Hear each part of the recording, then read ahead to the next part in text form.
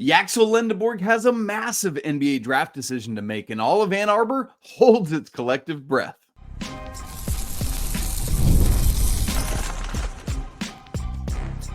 You are Locked On College Basketball, part of the Locked On Podcast Network. Your team every day. Hey there, what's up? Happy Tuesday. Welcome into the Locked On College Basketball Podcast, the only daily national college hoop show out there. I'm your host, Isaac Schade, and you're joining me at the place to get your college basketball content every single day. It's all part of the Locked On Podcast Network.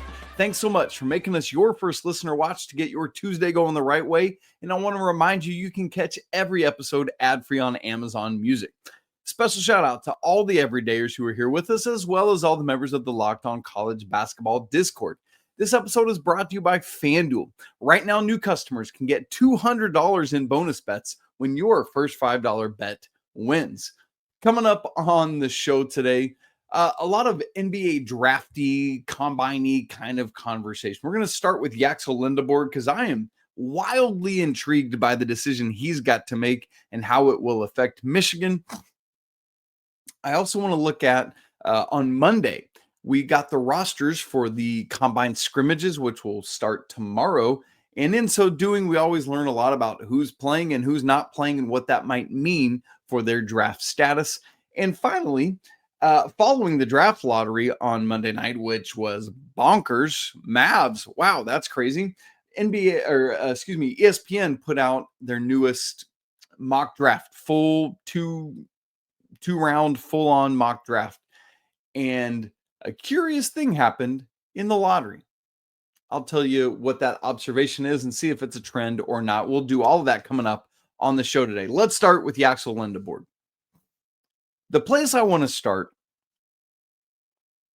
is a place of further complicating his decision-making process of whether he stays in the draft or whether he returns, again, not to UAB, but to Michigan, where he has transferred.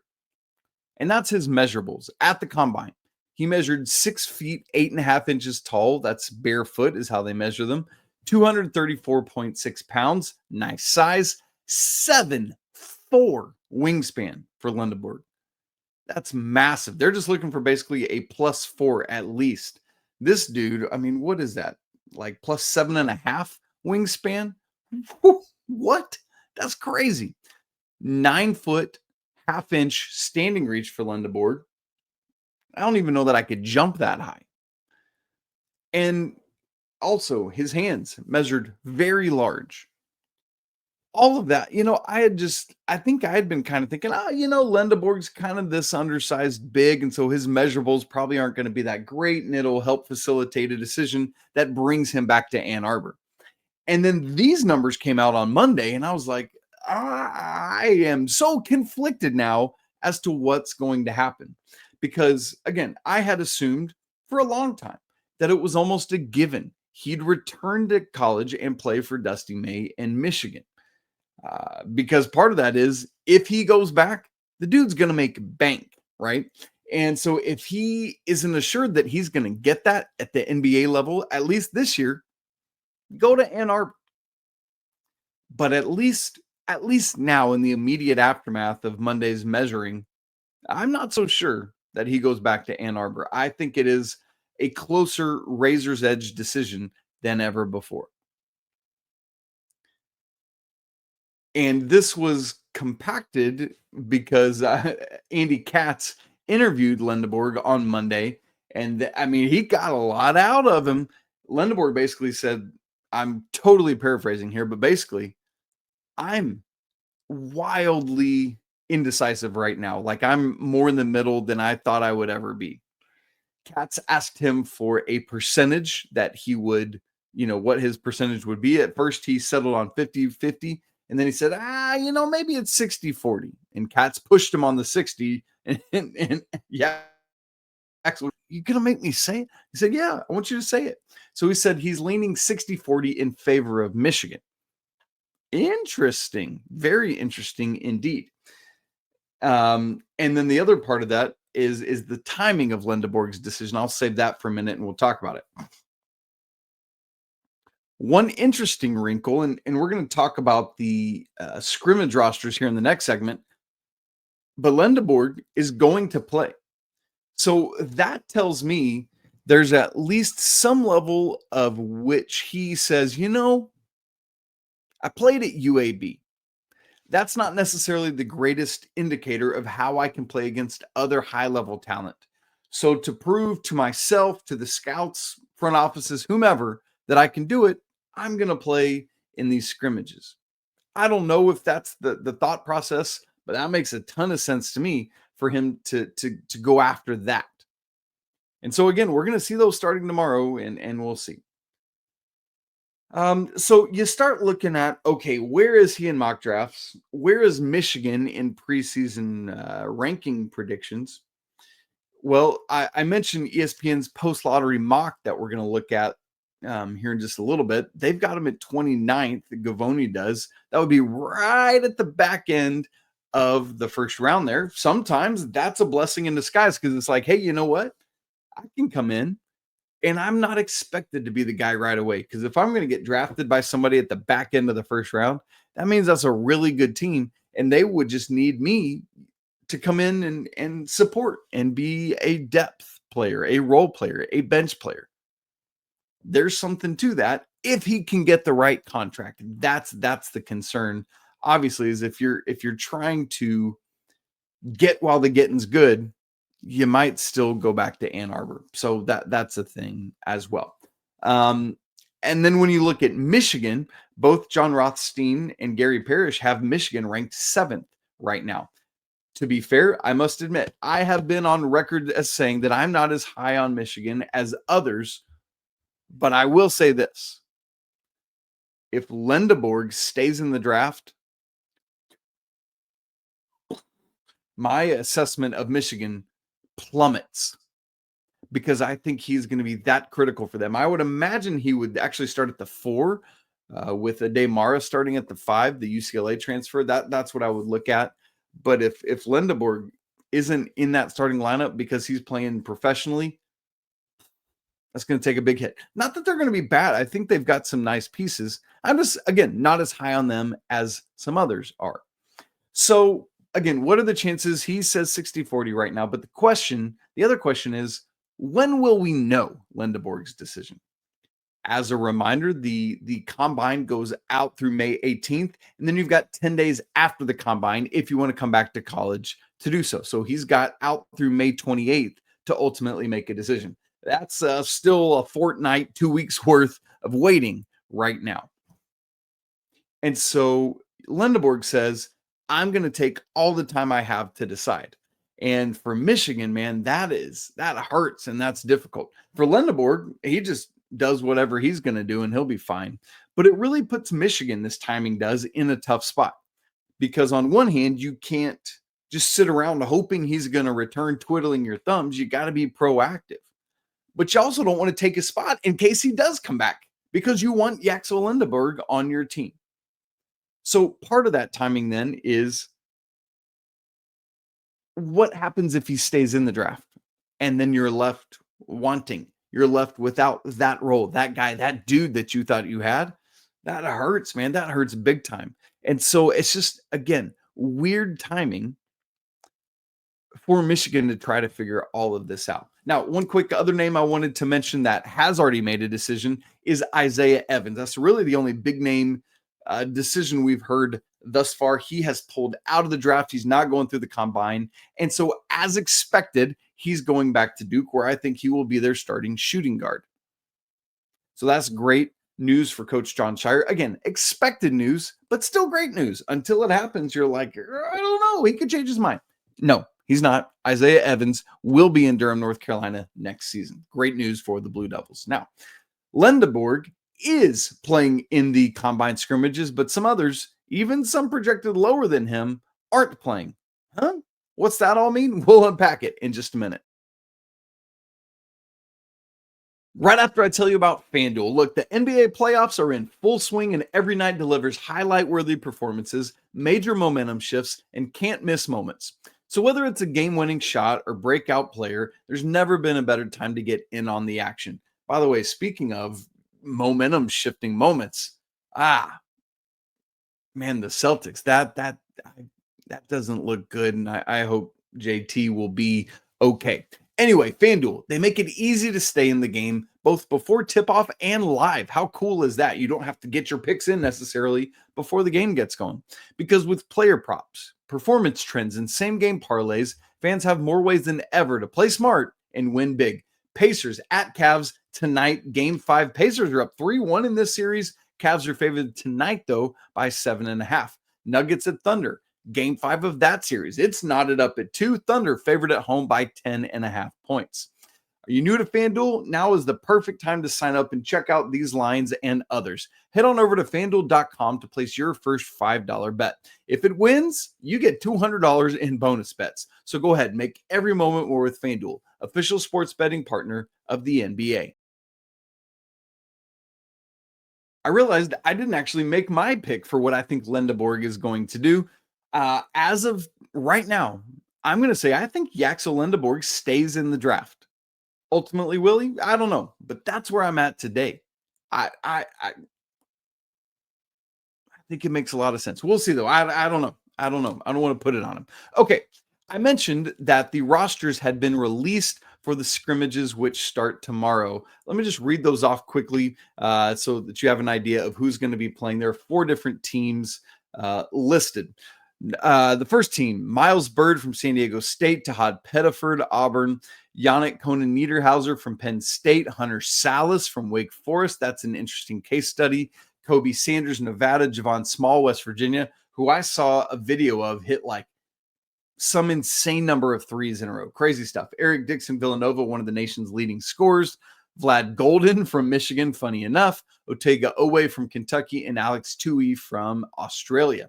For Team Williams, the second team, Maxime Raynaud from Stanford, Nicholas Avdalas from a team in Greece, Ben Henshaw from Australia, Perth specifically, Milos Uzan from Houston, Bryce Williams from Nebraska, Sion James from Duke, Grant Nelson, Alabama. Interesting that he's playing. Micah Peavy, Georgetown, Tamar Bates, Mizzou, and Ryan Nemhard, Gonzaga. And then on the other 2 teams, you've got Boogie Fland, Arkansas, RJ Lewis, St. John's. Remember, he's, yes, in the portal and checking out his NBA draft stock. Hanson Yang from China, Elijah Martin, national champion, 2-time Final Four player from Florida, Jalen Moore, Oklahoma, Dink Pate from Mexico City in the G League, Yaxel Lendeborg, who we've been talking about, John Tonje from Wisconsin. That's an interesting front court pairing there. Darion Williams from Texas Tech and Mackenzie Mbako from Indiana. Man, I like multiple guys on that team a lot. Final team, Mark Sears from Alabama. Interesting, but height, I think, plays a big factor in that. Kobe Brea from Kentucky. PJ Haggerty, Memphis, same thing. He's checking out his NBA draft stuff before he makes a college decision. Cam Jones, Marquette, Jameer Watkins, Florida State. Same thing. He's in the transfer portal. Izan Almansa from Perth, Australia. Carter Knox from Arkansas. Michael Ruzic from Spain. Max Shulga from VCU. Remember, he initially was going to go to Villanova last year and then ultimately came back to VCU. And then finally, Lachlan Albright from Australia. So there you go. That's the 4 teams. And what's interesting to me is some of the players that are playing and some of the ones who aren't that I thought maybe should. On the playing side, some of the top players that are in and playing that it's like, I don't know that you needed to, but I think it's probably a wise decision to, if you feel good about betting on yourself in that way and improving your stock, knock yourself out. I love it. So Lendeborg is one of those. Maxime Raynaud from Stanford, Todd Pettiford, Milos Uzan, Boogie Fland, Cam Jones, Darion Williams, and John Tonje. All of those are some of the higher ranked players that are like, all right, guys, if you're going to do this, if you're going to stay in and play in these scrimmages, you got to show up and you got to show out, or you're going to expose your own flaws and you're going to fall in the draft. And that's exactly what you don't want to do. On the other side, there's some guys that I thought maybe like, you probably should play. You probably should improve your stock that aren't. And let me just go ahead and say, I typically see 3 reasons for why a guy chooses not to play. Number one, and the most common, is I've either got assurances from somebody, from a team, or I feel comfortable with whatever happens is what's going to happen. And so I don't need to play because my stock is where it is. Number two reason I see for not playing, injury, and you literally can't. This happens with some level of regularity where a guy's like, yes, I should play, but I can't, and it's hurting my draft stock and I don't like it, right? We see that sometimes. And then the third reason is some guys maybe have some flaws that they do not want exposed by playing in these games against other high-level competition. And so I'm just going to take the first person I had on my list, Tyrese Proctor. Let's say Tyrese Proctor is worried. This is perfect because it's not true of him remotely. Let's say that Tyrese Proctor that is worried that his lack of positional size is going to get exposed in a scrimmage like this. So I'm just not going to play and let who I am and what I've been on the court speak for itself. Obviously, that's not Proctor's reality. He's very big positionally, and that's actually a strength for him. But that could be the reality, right? Where it's like, I don't want to show my cards and be ridiculed for that or whatever it may be. And so several of those are interesting. Here's this player list: Tyrese Proctor, Duke; Chaz Lanier, Tennessee; LeBaron Philon from Alabama; Janai Broome from Auburn; Ryan Kalkbrenner, Creighton, like multiple time Big East Defensive Player of the Year, deciding to play or to not play here. Even, we'll see where he's at. It seems like he's a kind of bridge between the first and second rounds.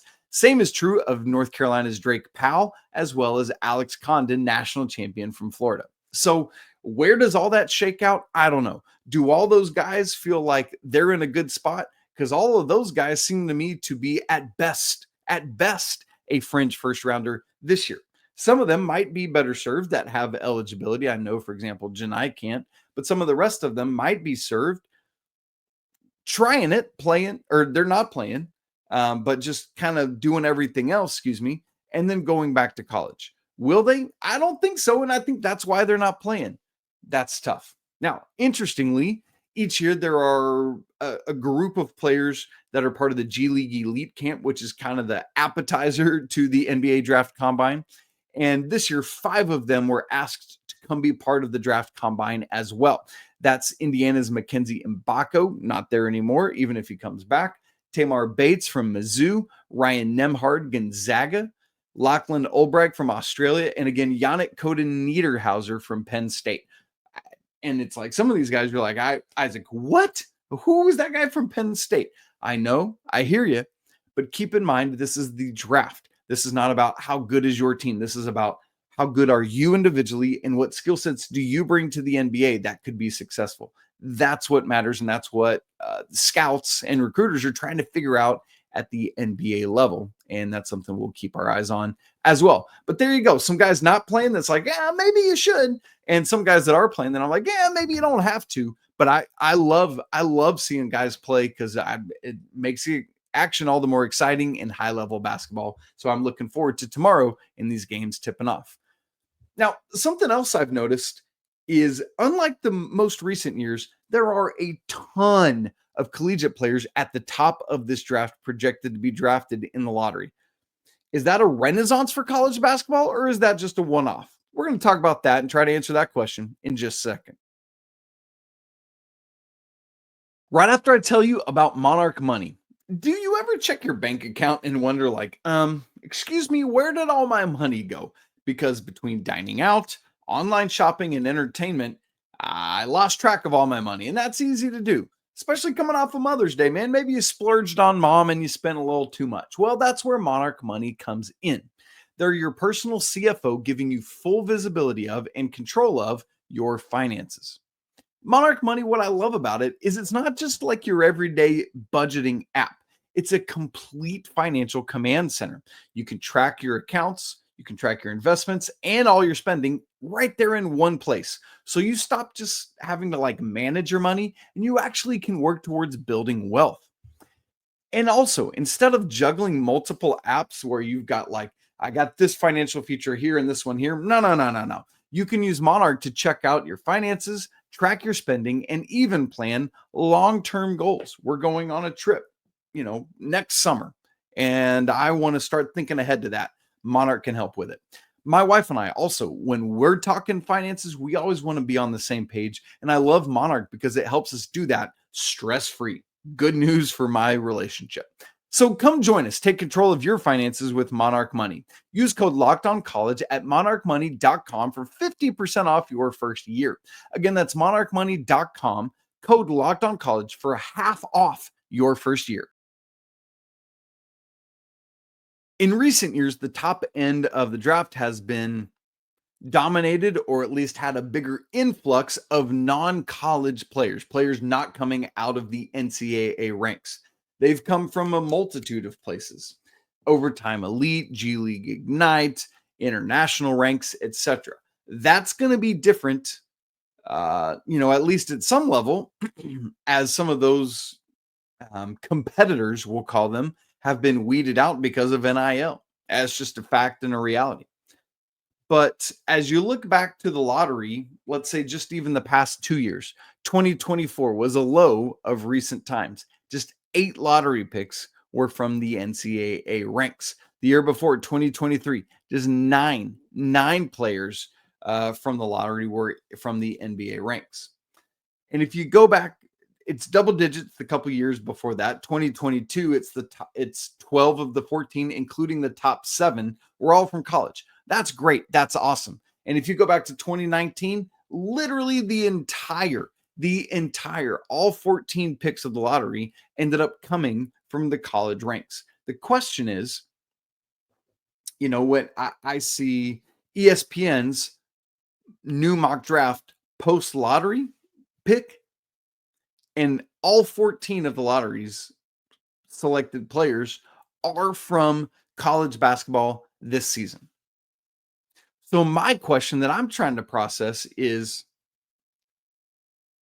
that a one-off, or is that a trend back towards high-value college basketball players? Maybe it's an NIL thing. Maybe it's a transfer portal thing. Maybe it's just those are the guys that evaluated the best this year, and it's going to flip ahead of next year. It's hard to know the reality, and it's hard to know the answer to that question. But it is something I've been wrestling around with a lot. In this mock draft from ESPN, not only is the entire lottery from college basketball, but 17 of the top 20 and 24 total players in the first round were all from the college ranks. So my hope is that will continue and that it won't be a one-off. My hope is that guys are sticking around and being trained up and ready to go, along with the this year Cooper Flags of the world and the Ace Baileys and Dylan Harpers and VJ Edgecombs, Trey Johnson, those guys that are going to go top end. Sure, you got to get them in and you got to keep them in college. That's something that's part of this pipeline that definitely has been helped by NIL and the transfer portal, because it literally killed off G League Ignite, right? Like that doesn't even exist anymore because of NIL. And so from that regard, that's one less stream, one less stream that other players could come from into the draft. And that's good for college basketball as I look at it. So it's going to be interesting though. Like, will that actually happen? Will it play out that way? Will the lottery be all college picks? I don't know. Wacky things always happen, and somebody pops onto the screen and it's like, ooh, we need him in the lottery. And if so, it won't be all 14. But I would imagine that this, at least for this year, is back, and we're going to have our highest number. I'll go ahead and call that now. 2025, we have our highest number of lottery picks coming out of the college ranks dating back to 2019, meaning it's got to beat 12. It'll be either 13 or 14 in my estimation. I think that's a safe bet, and that's what I'm going to go with. All right, guys, thanks so much for joining me on today's show. It's been great to be together on a Tuesday. Can't wait to do it again the rest of the week. Always so much fun. And, it's just interesting, the different seasons. Right now it's draft season, right? And portal season still kind of going on, especially as guys start pulling out and coming back to school. We'll see what happens there. If you've not subscribed to the show on video, make sure you do that right now. If you're watching on YouTube, you just hit that little subscribe button down there. If you're listening on audio, just subscribe on your favorite audio podcast platform. If you've not joined the Locked On College Basketball Discord, that link is in the show notes. Absolutely free to join. It's a great community of college basketball fans talking college hoops all day long. As always, I want to say apologies to the Lawyer family. Let's go Wild Pope. Shouts to the Mick Bruins. And until tomorrow, peace.